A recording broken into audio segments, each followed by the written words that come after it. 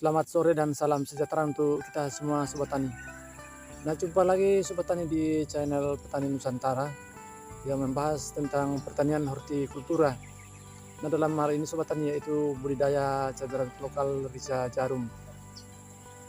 Nah, pada kesempatan sore hari ini Sobat Tani kita akan fokus membahas mengenai manfaat penyemprotan monokalium fosfat pada tanaman kita ini, terutama pada saat tanaman kita ini sudah mulai dalam masa pembungaan dan pembuahan. Nah, untuk saat ini umur dari cabai rawit lokal Rica Jarum ini sudah memasuki 45 hari setelah tanam dan sudah memasuki fase generatif. Nah, untuk lebih jelasnya Sobat Tani, apa-apa saja yang kita lakukan pada perawatan kali ini, kita akan kupas tuntas Sobat Tani pada kesempatan kali ini.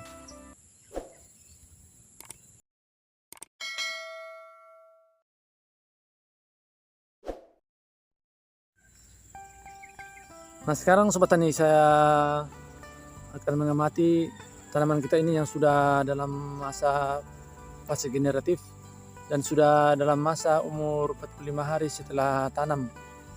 Nah, sekarang ini Sobat Tani tanaman kita ini sudah mulai berbunga dan sudah memunculkan bakal-bakal buah Sobat Tani seperti ini. Nah, ini sudah mulai ada buah-buah kecil yang bermunculan. Nah, untuk saat ini perawatan yang kita lakukan Sobat Tani yaitu dengan pemberian nutrisi yang khusus untuk masa-masa pembuahan dari tanaman cabai kita ini.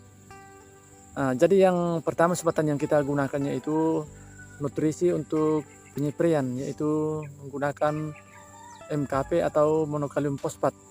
Nah, ini Sobat Tani kita gunakan karena ini lebih tinggi kandungan fosfatnya dibanding dengan nitrogennya. Nah, tujuannya Sobat Tani kita melakukan penyemprotan dengan pemberian nutrisi fosfat yaitu untuk menjaga kerontokan bunga dan buah dari tanaman kita ini yang sudah mulai bermunculan seperti ini. Tujuannya Sobat Tani untuk mempertahankan bunga yang sudah muncul ini supaya tidak rontok. Nah, itu gunanya Sobat Tani yang paling utama.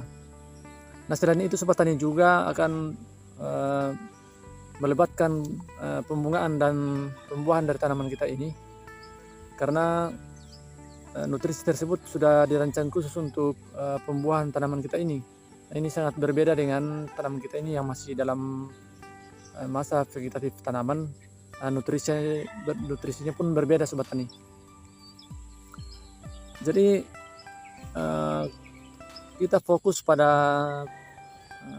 perawatan buah dengan pemberian unsur kalium yang tinggi dan fosfat yang tinggi. Nah, untuk memberikan nanti produksi yang lebih maksimal pada tanaman kita ini. Nah, kalau kita lihat kondisinya Sobat Tani, tanaman kita ini sudah merata Sobat Tani, pertumbuhannya sampai di sana, sekitar 2.600 tanaman. Ini sudah dalam fase generatif semua Sobat Tani, sudah dalam masa pembungaan. Nah, teristimewa juga Sobat Tani untuk penyemprotan obat-obatan. Nah, yang kita jaga ini Sobat Tani itu dengan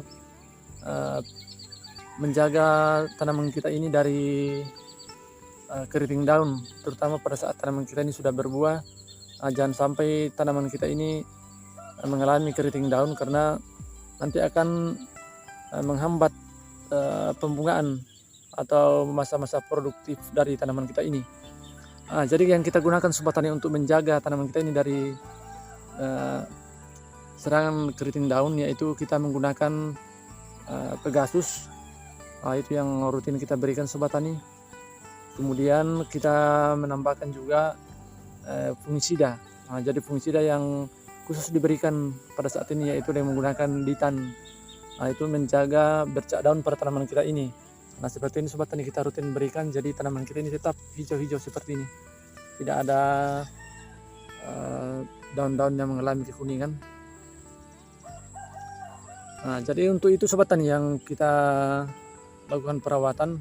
Nah, untuk menjaga serangan tungau dari tanaman kita ini, kita juga harus menyemprotkan bahan aktif abamectin.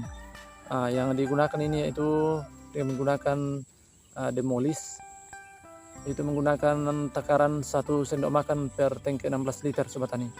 Itu bisa kita campurkan dengan Pegasus 1 sendok makan, kemudian kita gunakan MKP 2 sendok makan per tangki 16 liter. Itu kita lakukan dengan cara dilakukan penyemprotan. Itu minimal Sobat Tani sekali seminggu kita lakukan penyemprotan. Nah, untuk masa pemupukannya ini Sobat Tani belum dilakukan pemupukan tabur, hanya akan dilakukan pengocoran khususnya pada lubang di sekitar lubang tanam ini. Nanti kita akan lakukan penaburan Sobat Tani pada bagian sebelah kiri dari pohon tanaman ini. Nanti kita akan lakukan penaburan. Nah, jadi informasi dari sang pemilik lahan ini, dia tidak menggunakan lagi pupuk NPK 1616 yang mutiara, tetapi hanya akan menggunakan Ponska. Nah, itu Sobat Tani nanti ditaburkan. Tetapi yang kita lihat di depan saya ini Sobat Tani, nah ini ada juga dilakukan penaburan seperti ini.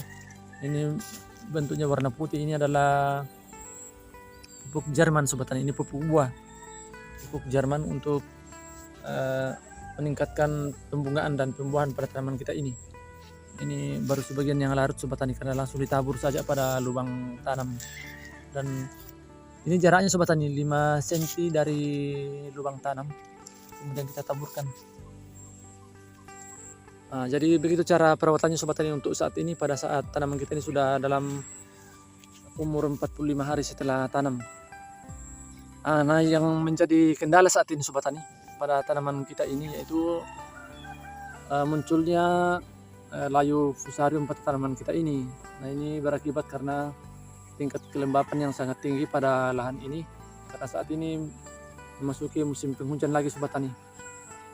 Nah, jadi kita perlu menjaga juga imunitas dari tanaman kita ini.